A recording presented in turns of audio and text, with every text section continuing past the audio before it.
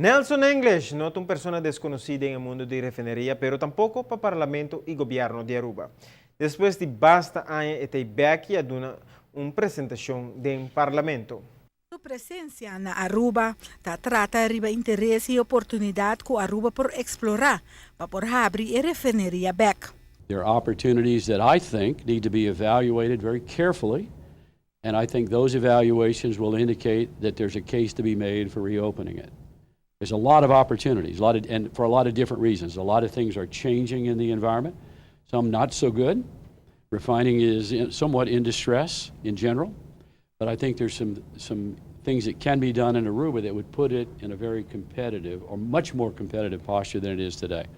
And I'll talk about a little of those, but I don't have any real concrete recommendations at this point. What I've told them is mainly it really needs to be studied very, very carefully, and indications are the results would probably be pretty good.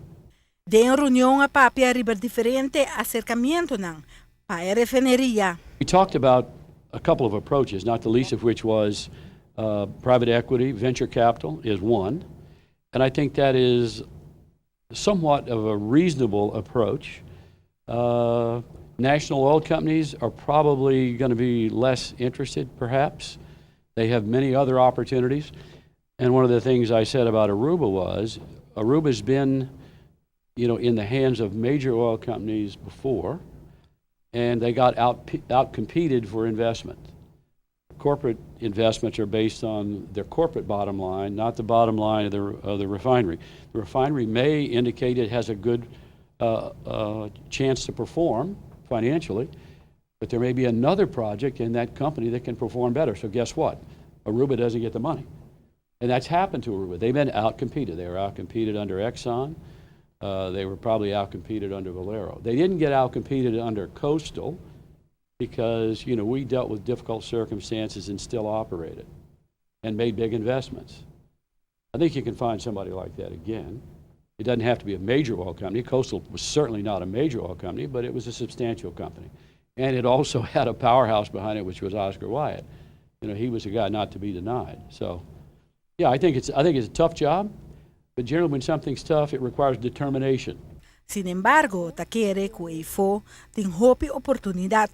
Aruba, Mr. Escoge, emijo. The refinery as it sits today produces jet fuel, which is its most marketable product.